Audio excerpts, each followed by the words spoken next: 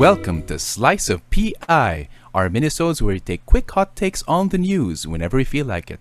I'm your host Matt, as usual, and with me is my co-host and electoral pole dancer, Borge. PI nyo, PI nating lahat, Borge at your service. Nakatambay ako sa Meralco. Oo nga eh. And we have, this is a special slice because we have someone from the mail. Can you tell us about the mail, Borge? This is from Mr. Eiffel Alegre. Again, thank you for tuning in to PI Podcast. He wrote a... Sa atin. Yeah, meron tayong mga pans. Maraming pan. But yeah, according to Mr. Alegre, is asking for some comments on the relevance and credibility of presidential national surveys in the Philippines, especially SWS and Pulse Asia, and the achievement controversies of personalities who were at the top of the recent presidential Pulse Asia survey.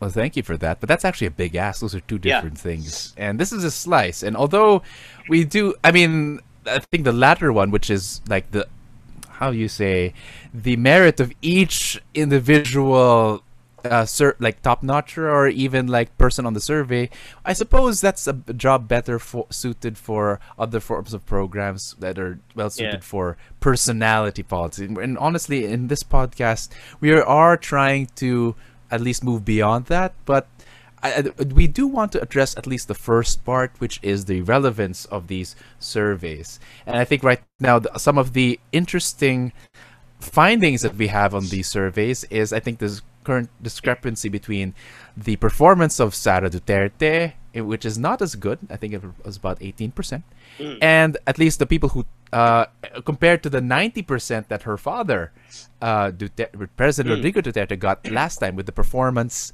approval. You know? And we also have some surprising top-notchers such as Isko Moreno and Manny Pacquiao. Like currently ang manok na namin ni Borge. Hindi naman, but I don't know. Like, it's interesting that he's consistently performing well. Although right now people are noticing, and now he's got kicked out as PDP Laban chair. So that's interesting. A lot of things are changing as a result. And clearly, I think everyone in agreement is surveys kind of affect the way we perceive the race. So, Borge, what do you think about the current discourse on these polls and the relevance? Since you mentioned the surveys on trust, satisfaction, and approval, I'm currently part of a research project right now that is trying to dissect the meaning of trust or tiwala among Filipinos, as well as satisfaction and approval. And shout out to, of course, one of the Professor Torneo and Professor Homer Yabot of the LSU for spearheading the projects. Shout out to them. But since I'm sharing some of our findings at this point, the trust, approval, and satisfaction, they're distinct among Filipinos, but they are very sticky. Very, very sticky concepts. But sticky meaning? One can distinguish them, but the respondents usually relate them with one another. So, but again, another question would be, is trust for Duterte transferable to Sara Duterte? So that's another issue. But anyway, that's probably a topic for a future episode. But regarding the surveys, there are so many people right now expressing doubt regarding the validity of surveys. They're criticizing surveys that do not, to an extent, portray what they think is actually happening. And the surveys themselves, they could produce varying or differing results. And again, it is not really the fault of surveys themselves. A quick take on it. I mean, we need an entire quantitative course just to elaborate on this one. But one clarification that must be made is that surveys, especially sample collection, sample size collection, and the conclusions that can be derived from such, they're all based on probability. Okay, so it's not about certainty, it's about probability. So it's probable that the sample can represent an entire country. It's probable that the results is actually representative of the actual opinions of the sample. So multiple levels of probability is what defines a survey. So for our listeners, do not misconstrue it with certainty. Okay, so we conduct surveys not to be certain, but to measure probability. Okay, and I think the likelihood of it happening and the likelihood of the sample actually representing the population. So kaya nga may margin of error whenever we take a sample. So margin of error plus or minus 3 is usually the ideal.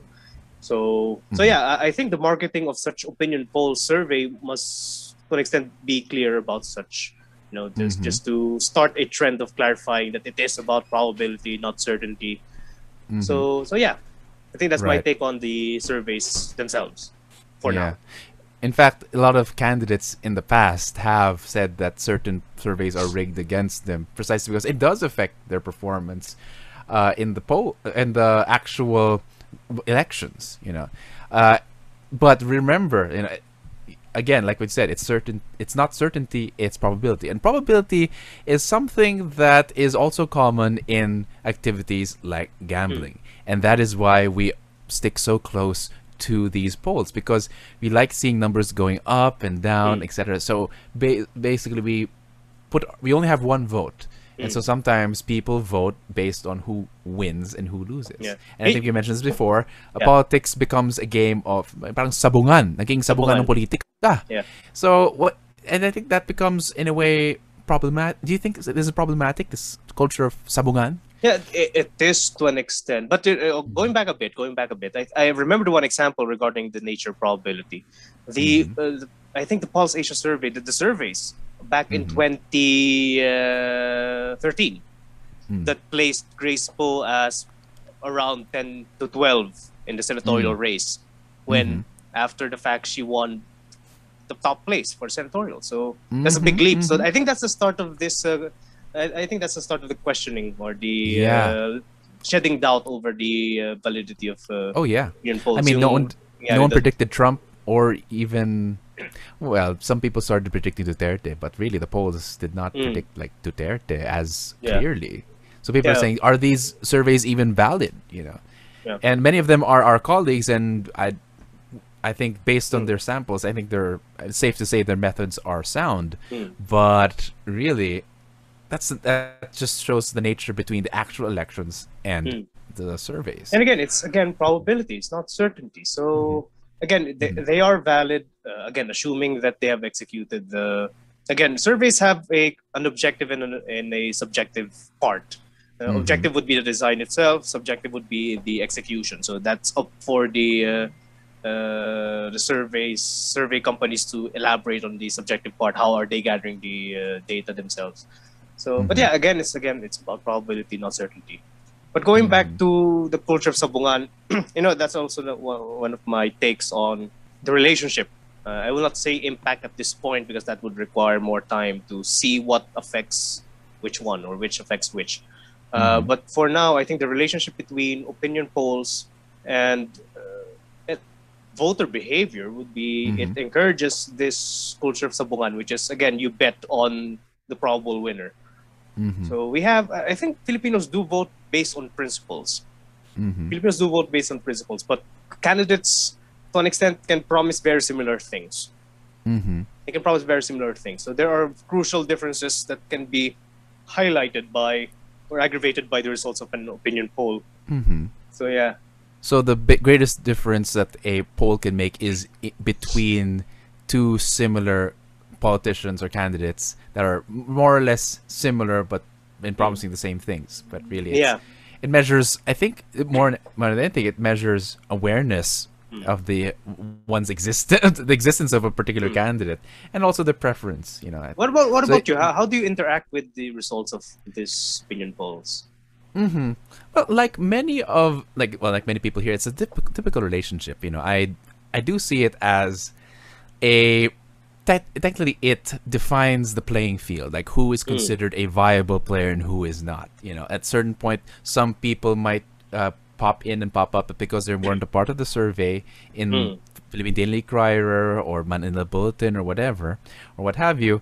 Then you don't take them seriously unless they are considered in that. So it has in a way a legitimizing effect. But I think that's what's dangerous about these opinion polls is that they kind of act almost like blinders. They don't exclude. They exclude. Like, of course, you may not take so seriously the intergalactic candidate that emerged years ago. The intergalactic ambassador. I can't remember his name, but yeah, there are joke candidates observed. But what about the ones that we kind of considered but were never in the early I believe Duterte wasn't even in the early surveys, and yet Here we are. eventually ended up winning the whole thing. So that's the limitations of surveys. And I think I remember this essay or lecture delivered by Jean Baudrillard, who says that the thing with opinion polls is that, I think this is very quotable, that we don't know the precise effect of these opinion polls, but we will never know what will happen if there were never opinion poll to begin with. In other words, we don't know the precise effect, but we do know that it has an effect forever. It completely changed the world. We're in the timeline where there was an opinion poll instead of one where there was none. So it definitely always, how do you say, nuances and affects the perception of voters, whether we like it or not. The extent of how much really depends on how critical and reflective the individual voters are. You know? The thing is, our opinions are affected by other people's opinions first and foremost.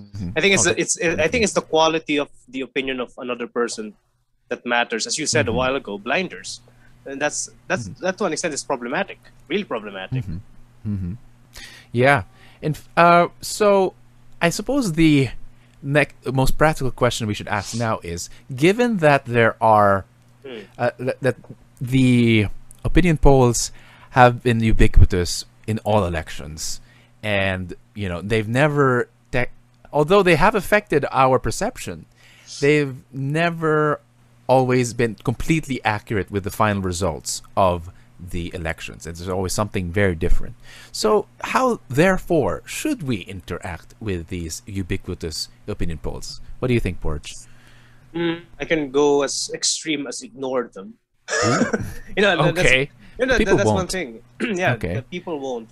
But again, I'm inviting people to ignore them.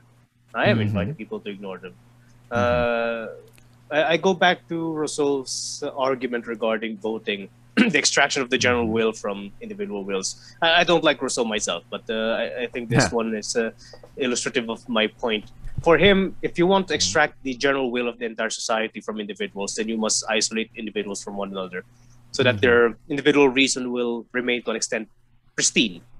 But this is a bit too extreme, but my point is, I think it is time for us to be affected by our own examination of our own opinions, rather than the opinions of opinions being packaged, really. It's not even the opinion of a specific person. It's already opinions being packaged, being summarized into numbers.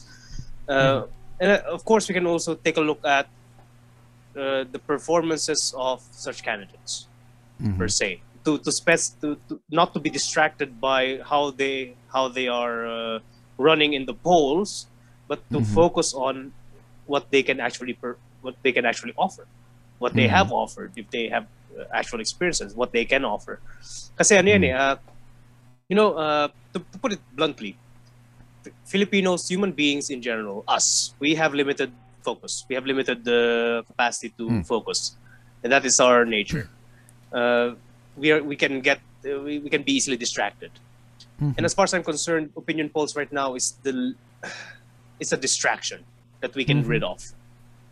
So instead of us spending brain cells trying to make sense of opinion polls, we can simply focus on what these candidates have done and what they can do. Well, all right. I diverge a bit, but in general, I do empathize. Or on the one hand, I suppose it is an important data set, but it is one among many.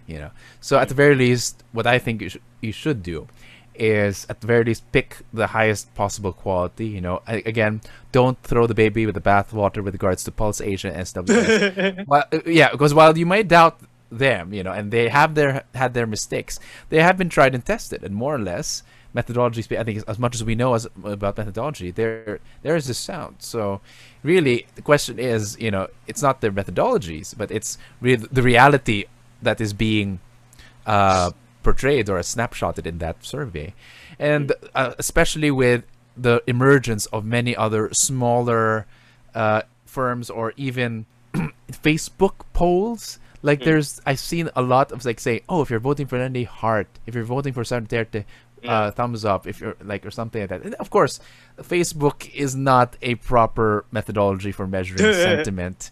You know, it's very, very limited to like the reach of that particular page, etc., etc. So just pick the highest quality polls possible. I mean, of course, there are new ones emerging. That they've yet to be tried and tested. Of course, compare them with the institutionalized one. So, I mean, hear them out if you want, but really prioritize the institutionalized one. Now, granted that we have the highest quality information possible, yes, I do believe they measure performance on a particular time, but they've always been unstable, depending on the circumstance, depending on what they've done across the campaign. And so, at the very least, like, they fluctuate. I mean, even Lenny herself began at 3%. That's the trending thing right now. Lenny only had 3%, I think, in last one. Even in the current one, there's a solid 3%. But she eventually won as vice president, and now she might a similar trend might happen this election. So at the very least, if Lenny listened to those numbers, she would not have run at all. And yet, I think she might be planning to run. I guess a lot of people are hoping she might run. I'm hoping she might run. So that'll be interesting. So at the very least, do not let consider numbers, but do not let it define your choice. In fact, there's this classical thing is that do not vote to win, but vote on principle. Now, maybe we might want to nuance that a bit. Of course, you want your candidate to win, but you have to calculate whether or not their performance should affect your vote. I mean, who knows? It might it might have a different result, you know.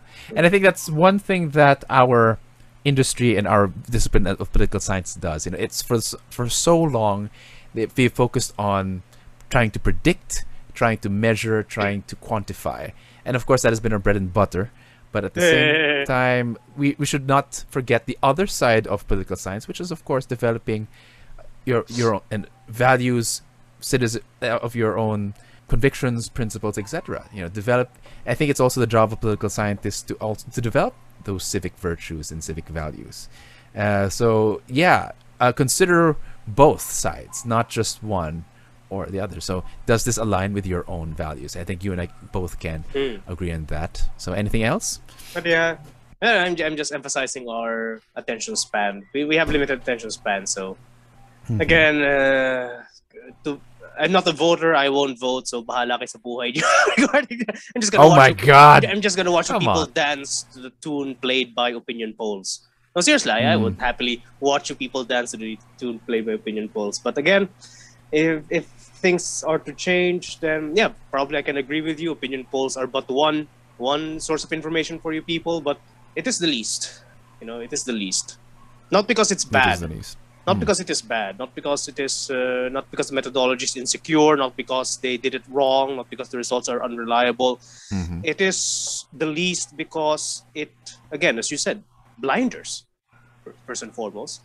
And it's a packaging of other people's opinions. It's a processing of other people's opinions.